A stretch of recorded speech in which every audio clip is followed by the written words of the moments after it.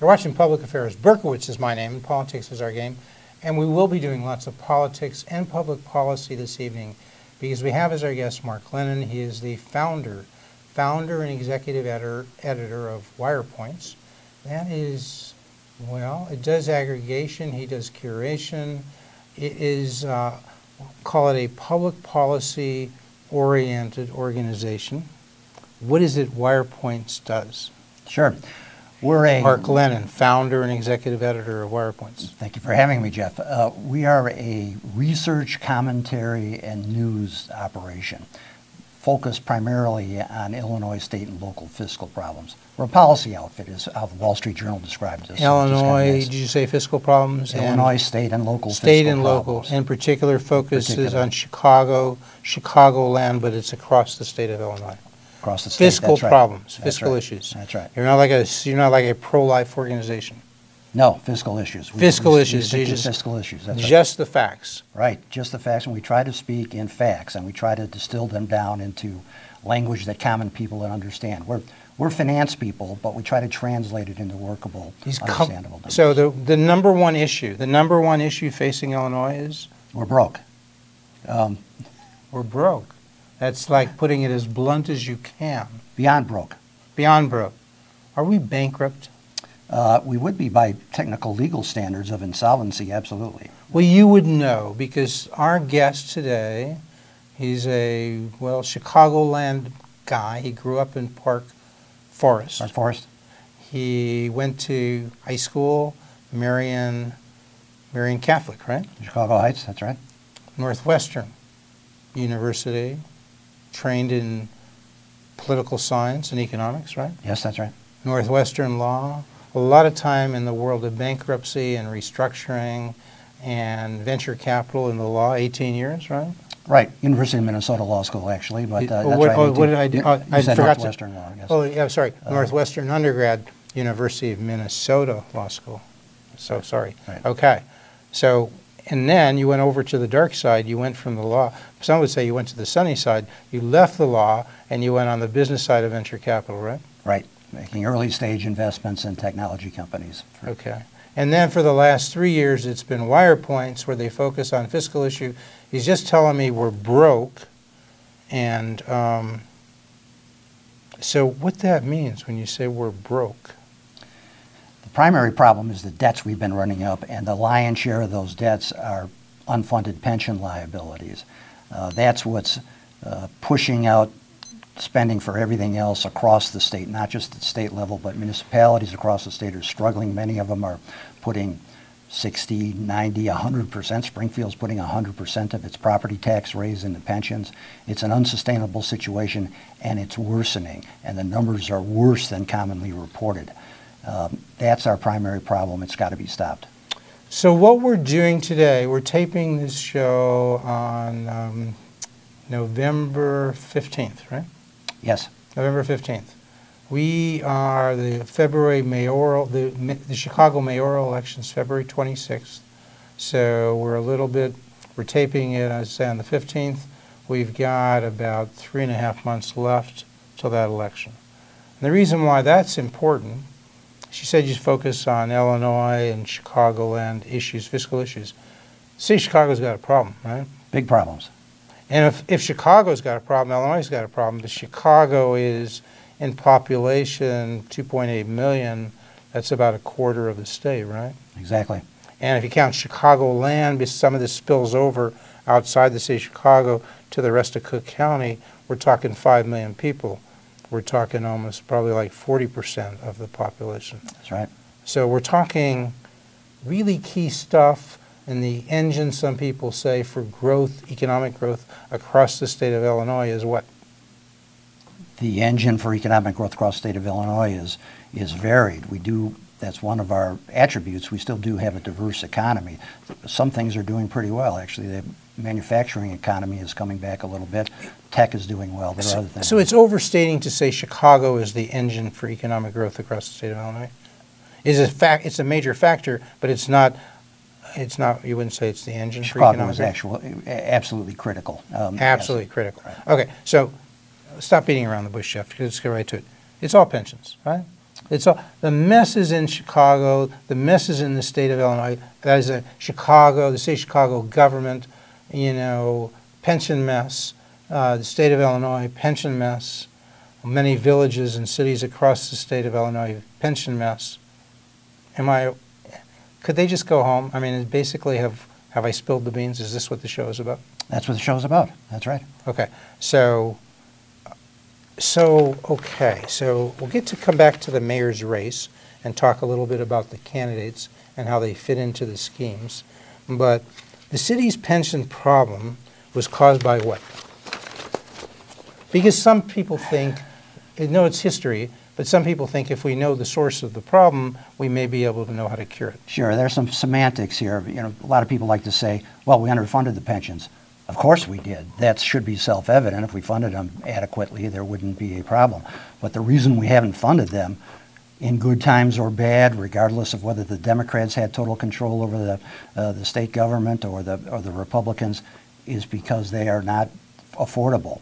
The benefits have been too high in large part, and defined benefit pensions are inherently bad. That's why the private sector got out of them 30 years ago. Why are they so bad? Because you make a promise to people on a fixed basis, but then go off and bet in the stock market about what is going to be there to support that.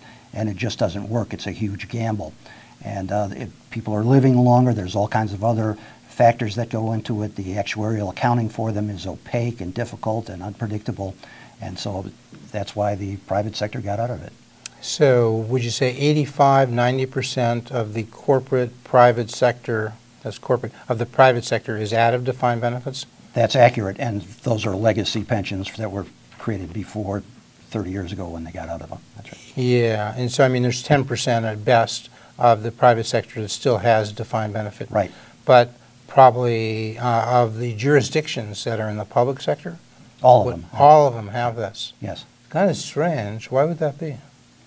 Because it's a racket for many levels of government and politicians. Politicians run these things. They benefit from them. So it's really attractive to politicians because you make these promises. They're going to benefit the union members who, in the public sector, like in Illinois, there's probably only 3% of the population is a public sector union member. Would that be roughly right? It's a stunning figure. You're exactly right. It's 3% of the population is a public union member, yet they've...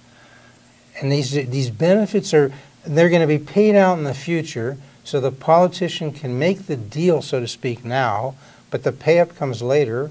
Politician is often dead, certainly out of office. So the time of gloom and doom, they're gone.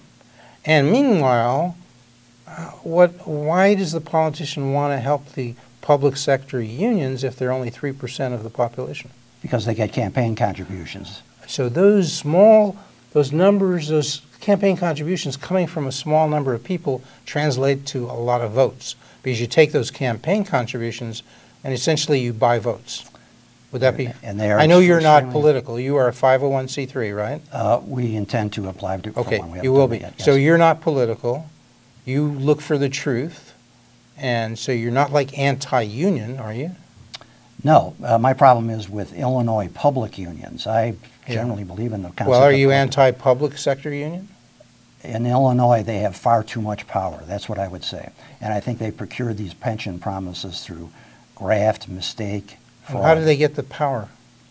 Because they're exceptionally well organized, and the politicians have chosen to play ball with them from the teachers union on down. They're very So these politicians, even though they're only 3% of the voting members at best, well, they may be more because they vote probably more intensively than others, That's right. your average person, but still, these large dollars, they help the union members come out and work hard to get other people to vote for the candidates they're supporting, and that money goes into ads.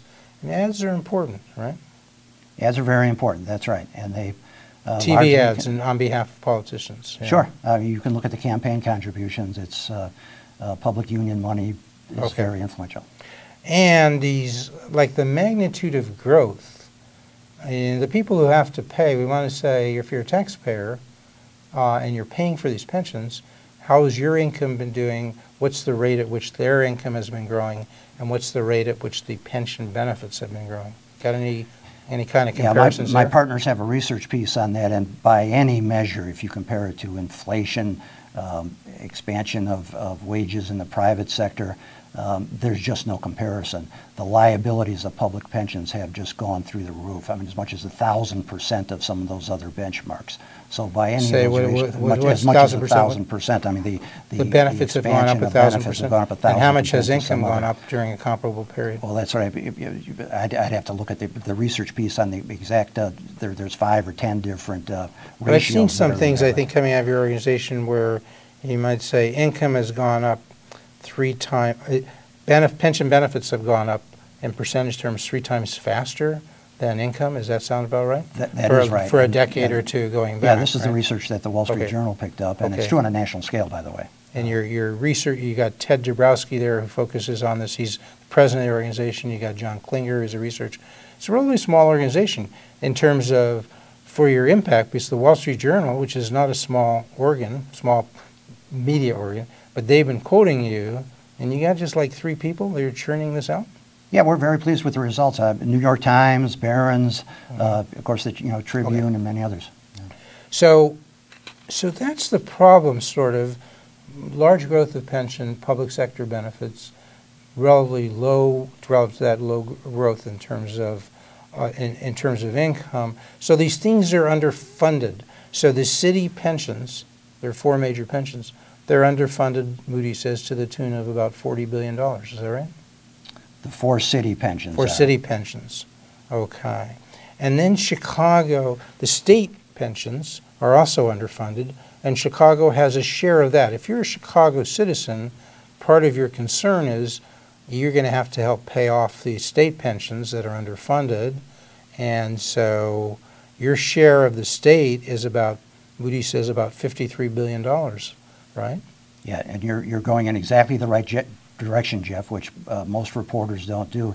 You can't look at these things in silos. You have to look at the overlapping effect on them. This is a consolidated problem. It's the same taxpayers that are answerable. So CPS then, which is a part of Chicago, but it has a separate pension system. That's right.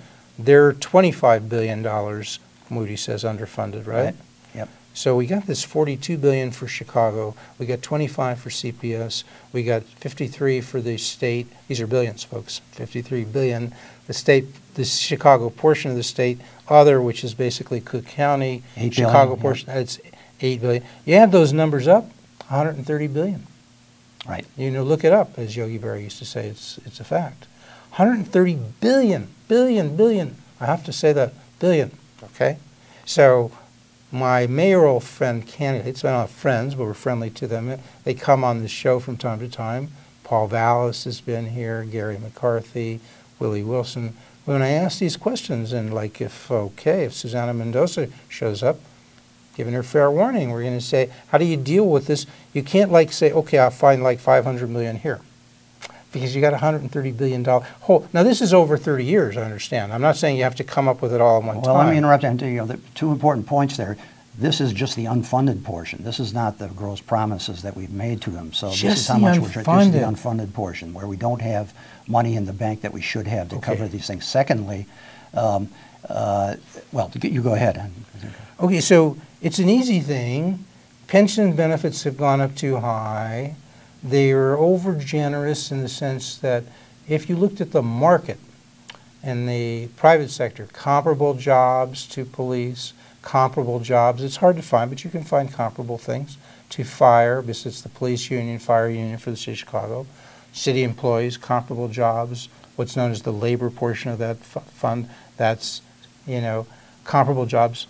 The benefits are much higher for these public sector union employees than they are for the private sector. And the total salary, pension plus salary, much higher on the public sector union side.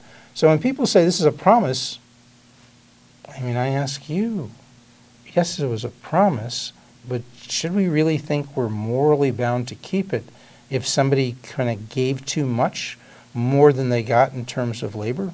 And irrespective of what you think about the answer to that, the overriding question is, can you pay it? We cannot. We cannot. This is math. This is not a fairness issue or a left or right, Republican, Democrat issue. This is math. There's no way to pay these. You can't like raise taxes enough to do it. No, you can't. You sure? I'm positive you okay. Because there are people who say that, right? Let's see. Yeah, let's go through the numbers here. Okay, but and the thing is, you can't cut the benefits because the Illinois Constitution says what? Pension benefits shall not be diminished, impaired, which they have interpreted strictly to say that those unfunded liabilities, and that's where the problem is. Those are entirely for earned benefits. That's what may not be cut as a constitutional matter according to our court. Okay. So we could amend the Constitution, right? That is a real possibility, and Arizona just did it on Tuesday. They've done it before. They've got it wording identical to our pension protection clause in their Constitution, and you know the world didn't end in.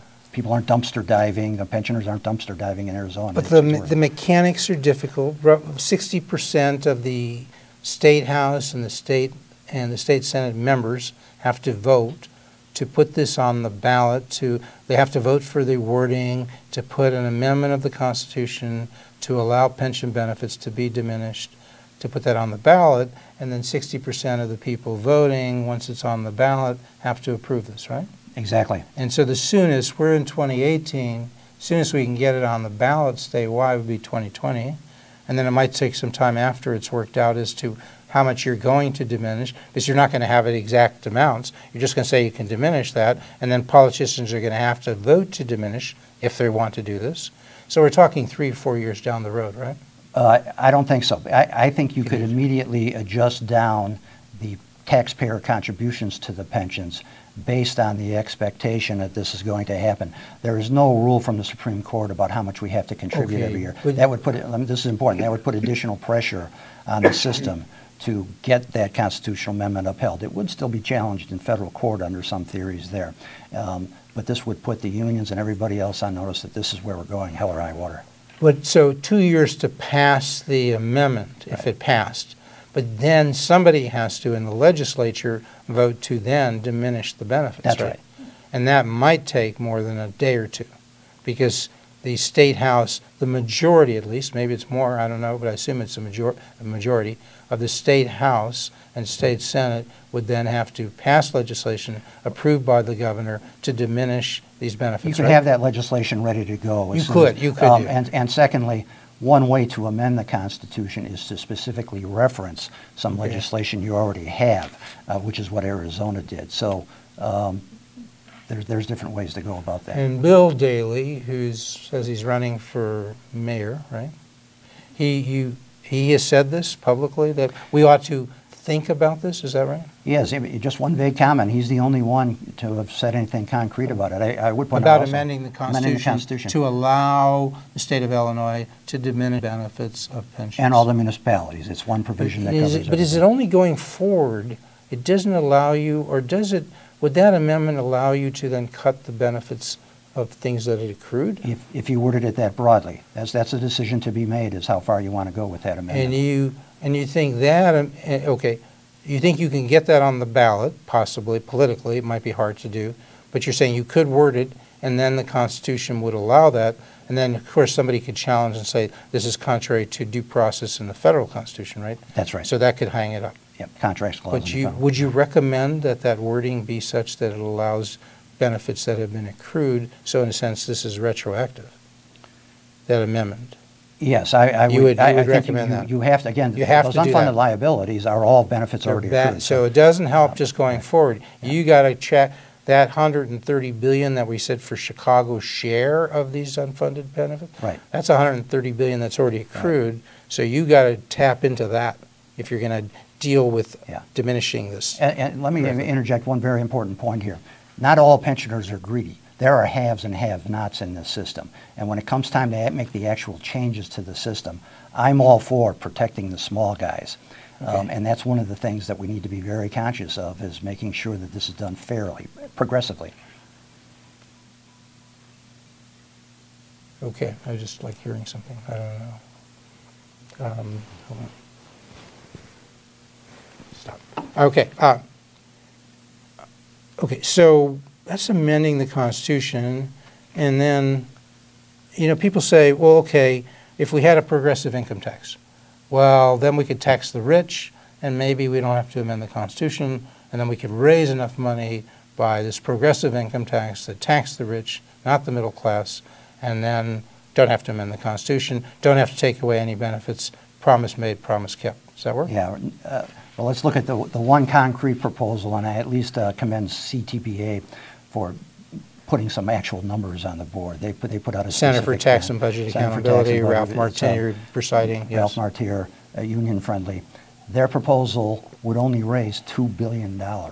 Well, if you put that all into just the Illinois pensions, you still wouldn't cover interest that is effectively accruing on those pensions. That's not enough, okay. So, okay, but you guys did an analysis of now Governor-elect Pritzker before the election. You said and you can find this on? It's on wirepoints.com, and okay. You'll find it. And what did you say? We ran many different scenarios about how much you'd have to tax people to get any significant And how much would you have to tax people? Oh, you'd have to go up to, you know, there's all different scenarios. You could tax, if you wanted to raise $10 billion, you'd have to go up to 9, 10, 12%. And that's what you said, J.B. Pritzker, to meet all the things he was talking about doing, right. He'd have to raise the current budget, which is $38 billion for the state of Illinois, another $10 or $11 billion, which would mean for the middle class, people earning income $75,250, we're talking 9 to 10% income tax rates of that additional, of their income over $75,000. It boils down to this real simple thing. You're either not going to raise much money out of it, or you're going to sock the rich so hard that they're going to flee, and you're going to end up taxing the middle class. Because people can leave, you know. We used to try to get them. Recently, what do we have, this realtor tax, whatever, transfer tax, whatever. People who are selling their homes, they're leaving. They want to go to Tennessee where there's no income tax, or Texas or Florida. But on the way out, we want to hit them with a tax because they got a benefit, right? Right. So people would know if you come to Illinois and you want to leave, it's kind of like a death tax. When you leave this earth, we can tax you through an estate tax or death. When you come to Illinois thinking it's rosy and you find out it isn't, we're probably going to hit you when you leave, right? That's a swell way to attract people. And that won't stop people from coming here, will it? Because that's what the people say, the proponents of these taxes, just they're leaving, tax them. Think about this for a second. The premise you hear from Progressive is only the top 10% should be taxed. Well, you take that number you just alluded to, which is $130,000 per household. Well, if you try to hit only the top 10% for that, that means $1.3 million per household. The numbers are just absolutely absurd. So yeah, we're doing this $130 billion of unfunded for Chicago. That's Chicago unfunded, but their share of other pensions that are unfunded, $130 billion total, about 1 million households, one into the other, means the average household is on the lam for $125,000. But as Mark just pointed out, your average household paying taxes doesn't usually pay anything like that. So if you find somebody who actually can pay the taxes, we're talking more than $125,000 that they're on the lam for, right? I mean, so the numbers become very large. That's the point. And Jeff, props to you for using the right numbers too. You're using the Moody's numbers, which are more realistic. The official numbers are bunk. There is no reputable financial economist anywhere that thinks the assumptions behind the officially reported numbers that you always see in the press are accurate. And you can start with 2 Nobel economists at the University of Chicago who say that our actual pension problem is 2 to 3 times what's officially reported. So the short of it, there are other taxes, there's legalization of marijuana, there's casinos for Chicago, there's TIFs. Do any of these things add up to the kind of money you No, they don't come close. Marijuana, good God, people are making claims on this at every level of government. Look at Colorado. They raised $250 million out of and it's taxed up and down the distribution chain at every level of government. The state's half our size, so maybe you'd get $500 million out of it. Well, at the state level, they're claiming maybe we'll get $1 billion out of this. Some of these Chicago candidates claim Chicago is going to get $700 million out of this. It's not going to happen. Okay, so the other alternative, excuse me, to amending the Constitution is bankruptcy. Yes. The state of Illinois could, many states have given cities and villages in their jurisdiction, some say half of the states across the country, 26, have 26, yes, have given their cities the power to file for bankruptcy. You'd have to go to the court, the federal court, and see whether they will approve it, like private companies can do now. Right. Is that a good idea? Very, very tough. eligibility hearing too. Would you So recommend the Illinois legislature absolutely pass that They should do legislation? that. That is an option that should be available. It's a last resort to actually exercise the option. It's a bad option, but it's a necessary option for some of our municipalities. And if you did that, then you might not have to go to bankruptcy, because the threat of bankruptcy may induce the creditors to say, come around a table like the table where we're taping this, and sit around, and the bondholders, the pension people, the people who are going to get less in current services, we all give up something. And that's how it works routinely in the private sector, where you do a pre-package, you negotiate. And then the bankruptcy court enforces it, but it's everybody coming together, because if you don't do that, then the debtor, in this case, say Chicago, will go to the court, will present a plan, and if the judge says it's good, you don't have anything to say about it. I mean, you can submit your comments to the court, but ultimately the judge becomes the decider. When you sit around the table, you collectively decide, right? Sure. And absent a formal proceeding, you'll have an informal mess, like it's happening in Harvey with, all the pensions being shorted, the bondholders suing, pension intercepts coming from the So comptroller. let's do a deep dive very quick. We only have a few minutes left, maybe 2. Let's go through 10 major candidates for mayor of City of Chicago. What are they saying about this? Can't do justice. Come on the show. If you haven't been on the show, we'll do more justice. Toni Preckwinkle, would like to have her here. Toni spoke recently. She entered the race recently.